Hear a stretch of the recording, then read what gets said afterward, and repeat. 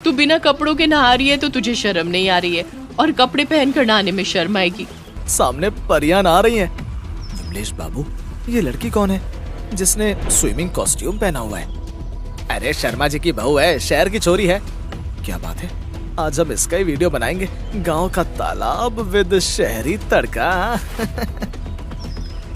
रीता, वो लोग कौन है? बड़े आवारा लग रहे हैं। मुझे लग रहा है कि वो हम दोनों का वीडियो बना रहे हैं। छोड़ो भाभी, ये रोज की बात है। ये जमींदार का लड़का है जो अपने दोस्तों के साथ रोज यहाँ आता है। इसे मजा चखाना ही होगा। रीता, यहाँ बाथरूम कहाँ है? मुझे नहाना है। भाभी, हम सब गांव के तालाब में नहाते हैं। अरे ये गांव है गांव, यहाँ तुम्हें बाथरूम नहीं मिलेगा। तुम तो लकी हो कि पापा ने टॉयलेट बनवाया हुआ है। ओह माय गॉड, तालाब तो ओपन होता है, वहाँ कैसे नहा सकते हैं? तुम लोग को कोई दिक्कत नहीं होती? रीता का चेहरा उतर जाता है, लेकिन फिर भी वो हंसते हुए कहती है, अरे भाभी, आप तो इसे स्विमिंग पूल समझो। गांव की सभी औरतें इसे स्विमिंग पूल में नहाने का मजा लेती हैं। Very funny. एनीवेज, कोई ऑप्शन तो नहीं है, तो फिर चलो। सौम्या अपना स्विमिंग कॉस्ट्यूम पहनकर तालाब में कूद जाती है। गांव की औरतें थीं, उसे देखकर बातें करने लगती हैं। हाय दैया, ये क्या? शर्मा जी की बहू ये क्या पहनकर नहा रही है? गौरी भाभी, शहर के चोचले हैं, तुम न समझोगी। अरे भाई, नहाने के लिए कपड़े तो उतारने ही पड़ेंगे। तुम लोगों ने भी तो नहाने के लिए कपड़े उतारे हैं। हाय रीता, बहुत मजा आ रहा है। तालाब का पानी तो काफी फ्रेश लग रहा है।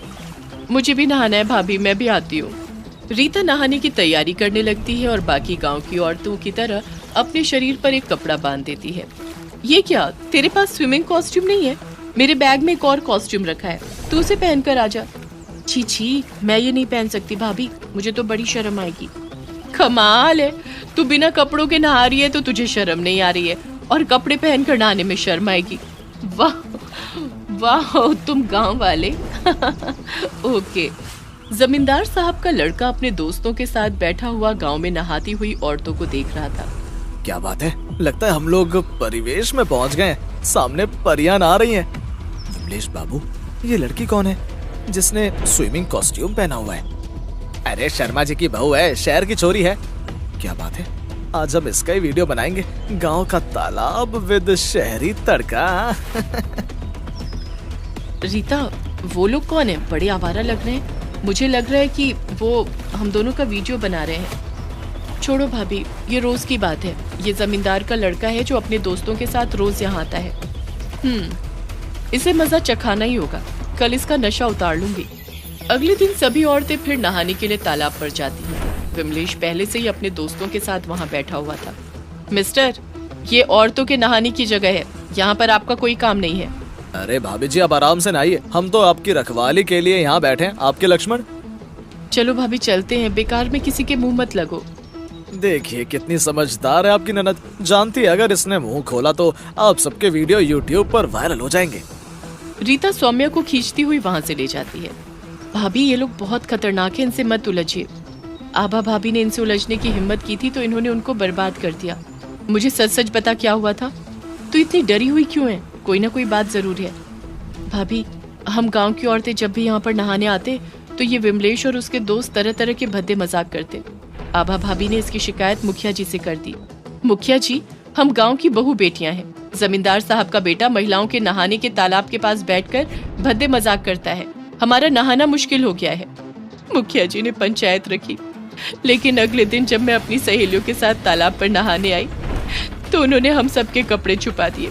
कपड़े ढूंढने के लिए जब हम पानी से बाहर आए तो इन्होंने हमारे एमएमएस बनाए और विमलेश ने मुझे धमकाते हुए कहा।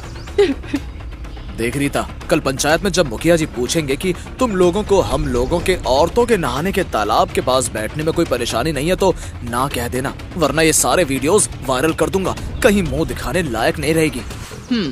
ठीक है, अब तो चिंता करने की कोई बात नहीं है। मैं आज शाम को ही इसकी व्यवस्था कर देती हूँ।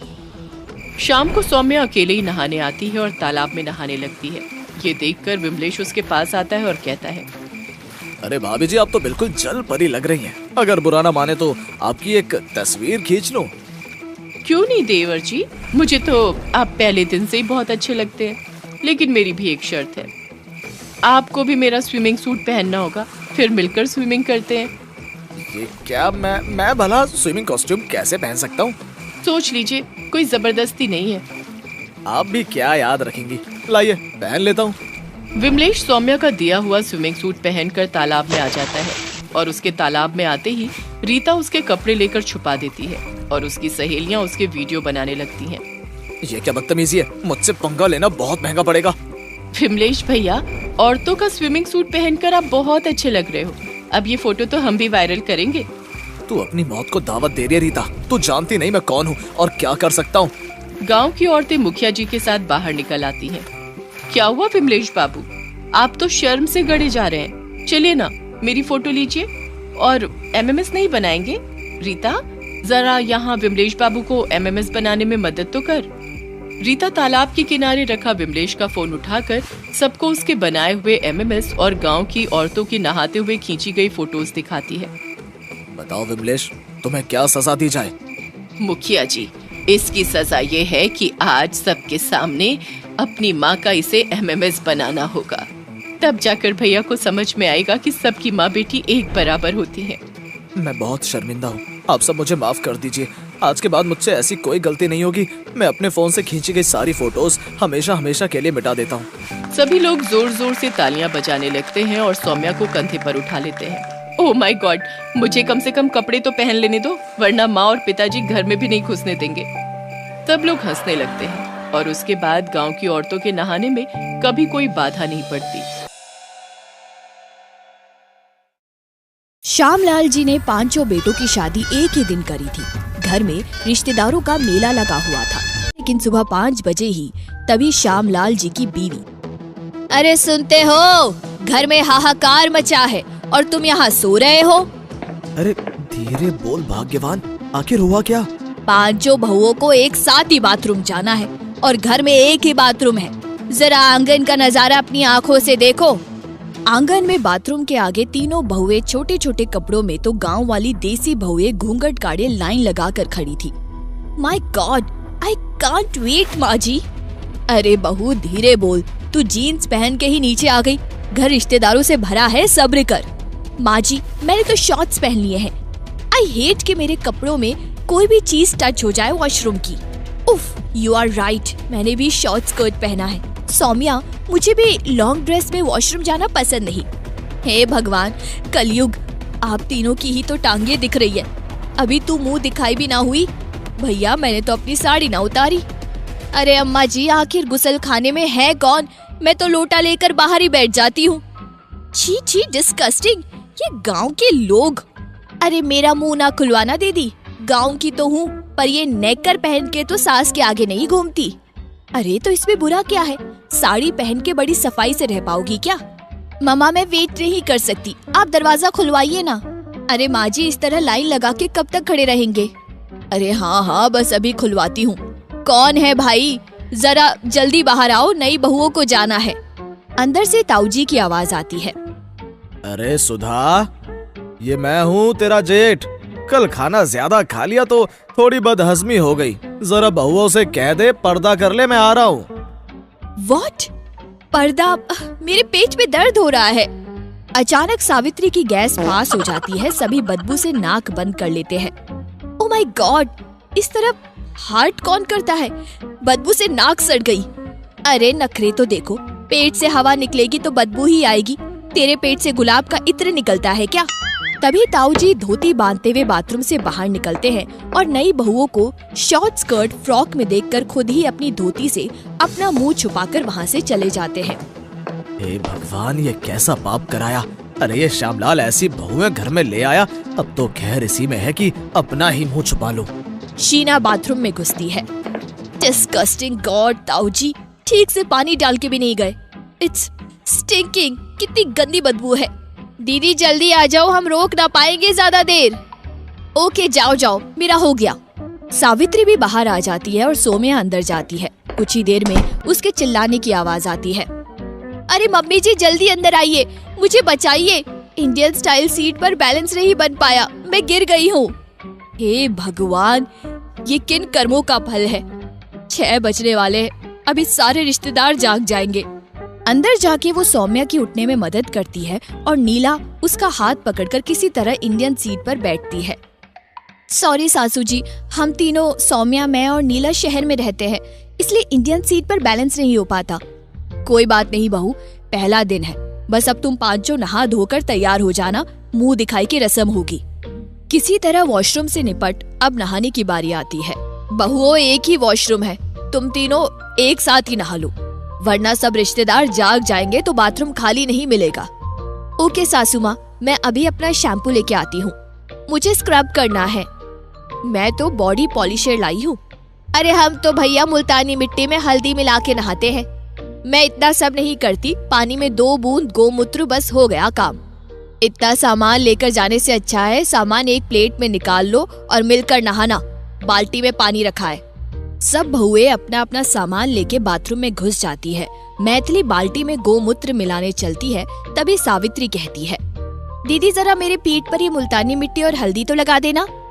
प्लेट में रखी इतनी सारी चीजों में कंफ्यूज मैथिली भूल से बॉडी स्क्रब लगा देती है और नीला भी सावित्री की हल्दी वाली मुल्तानी मिट्टी लगा लेती है। शीना दी, क्या आप लोग मेरी बॉडी पॉलिशर लगाने में मदद करेंगी? क्यों नहीं, बस जरा मेरी शैम्पू की बोतल दे दे, अमेरिका से मंगवाया है, इसकी खुशबू बहुत प्यारी है। गलती से सौम्या उसे गोमूत्र वाली बोतल दे देती है। शीना शैम्पू सर पर डालती है तो गोमूत्र की बदबू से घबरा जाती है।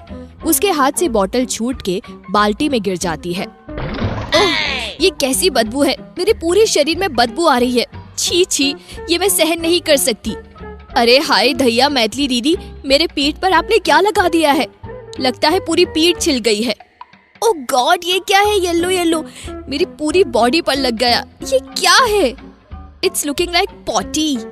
नीला और सौम्या उल्टी करने लगती है। लगता है सब सामान एक दूसरे के सामान से बदल गया। चलो अब पानी से ही नहा लेते हैं। गोमूत्र गिर जाने के कारण पानी बिल्कुल गोबर जैसा महक रहा था। अरे ये गोमूत्र से इतनी झाग निकल रही है, ये तो सर से जा ही नहीं रही। मुझे तो ना आ रही बदबू, खुशबू आवे है उल्टा। गोमूत्र की बदबू के कारण शीना, सौम्या और नीला बिना ठीक से नहाए टॉवल लपेट के बाहर आ जाती है। मैथिली भी शीना के शैम्पू की झाग और सावित्री स्क्रब की रगड़ से घबराए हुए पेटीकोट गले में बांध बाहर आ जाती है। हाय दैया सुधा, तेरी बहुएं तो देख बिना कपड़ों के बाहर आ गई। किसी के सर पे शैम्पू है तो किसी के मुंह पे हल्दी। Mummy ji please help me, मेरे सर से गोबर का बदबू आ रहा है। मेरा अमेरिका का शैम्पू था। मेरा बॉडी स्क्रब कितना गंदा पॉटी जैसा बन गया, निकल भी नहीं रहा सासू माँ। अरे अम्मा जी, हमरे सर पैर तो ये झाग का पहाड़ बन गया है, जितना धोए उतना बढ़ता जाए है, ऊपर से गोबर की बदबू। मम्मी हमारी मदद करिए। अरे लक्ष्मी, जरा अपनी भाभीयों की मदद कर। बुआ जी आप सबको वही रोक लो, इज्जत का सवाल है। अरे कसम से बुढ़ापे में यही देखना रह गया था बहू। अरे भैया आंखें बंद करो, आगे ना जाना, क्या क्या देखना बाकी है। लक्ष्मी कुएं से पानी निकाल उनको आंगन में नहाने में मदद करती है। वे सब नहाकर वही कपड़े बदलने लगती है और उनके लगाए परफ्यूम से घर महकने लगता है। हे भगवान, इज्जत बचाना, चलो ये मुसीबत तो टली। अरे सुधा, 5 दिशाओं से 5 बहुएं लाई है, अभी न टली है तेरी मुसीबत। ये देख, आधा घर खुशबू से महक रहा है और आधा गोबर की बदबू से बास मारने लगा है। अरे जीजी, मेरा दिमाग काम नहीं कर रहा, मुंह दिखाई हो जाए। तभी शीला, नीला और सौम्या हाई हील और शॉर्ट स्कर्ट में और सावित्री और मैथिली भी साड़ी में आ जाती है। मम्मी जी हम सब तैयार हो गए, आप टेंशन मत लीजिए, सबको बुला लीजिए। दया रे दया, सब लोग तुम लोगों का चेहरा देखने आ रहे हैं और तुम लोग इस तरह नंगी पुंगी बैठी हो। अरे जो चेहरा पहले से ही खुला है, भला उसे कोई क्या देखेगा। सही कहा दीदी आपने, अब तो रिश्तेदारों के सामने मजाक ही उड़ेगा। मैंने ये सब सोचा ही नहीं। अरे बहुओं, ये तुम्हारा घर है, 5 बहुओं के होते हुए भी घर की इज्जत गई काम से। ऐसा कभी नहीं होगा माँ जी, हमारे रहते हुए तो कभी नहीं होगा। क्यों शीना दीदी, सौम्या दीदी और नीला दीदी, क्या हम लोग अपने घर के नाक कटने देंगे? 5 बहु एक साथ बोली, कभी नहीं कभी नहीं। पर बहुओं, अब होगा क्या? गाँव के लोग तुम्हारे कपड़े देखकर बहुत ताने मारेंगे। दीदी आप अपनी शादी की चुनरी अपनी स्कर्ट पर साड़ी की तरह लपेट अपने चेहरे घूंघट से ढक लीजिए। सभी लोग उसकी बात मानकर ऐसा ही करते हैं। एक एक करके सभी रिश्तेदार आते हैं और उनके घूंघट उठाकर उनका चेहरा देखते हैं और उनकी तारीफ करके चले जाते हैं।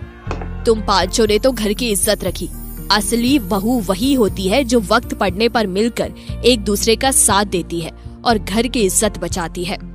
तभी वहाँ ताऊजी आते हैं। उन्हें देखते ही पांचों बहुएं इज्जत से उठ जाती है। स्कर्ट पर चुनरी ओढ़कर बैठने पर तो पैर ढके थे, खड़े होते ही उनके पैर दिखने लगते हैं और चगरा ढका रहता है। ताऊजी राम राम करते हुए अपना चेहरा ढक लेते हैं। मैं यही कहूँगी, बहुओं हो तो सुधा की बहू जैसी हो। खुश, मुंह दिखाई में मुंह तो छुपा ही लिया। सब हंसने लगते हैं और सभी वादा करती है कि धीरे धीरे वे सब सीख घर की इज्जत दांव पर ना लगने देगी। जीवन पहले की तरह खुशी खुशी चलने लगता है।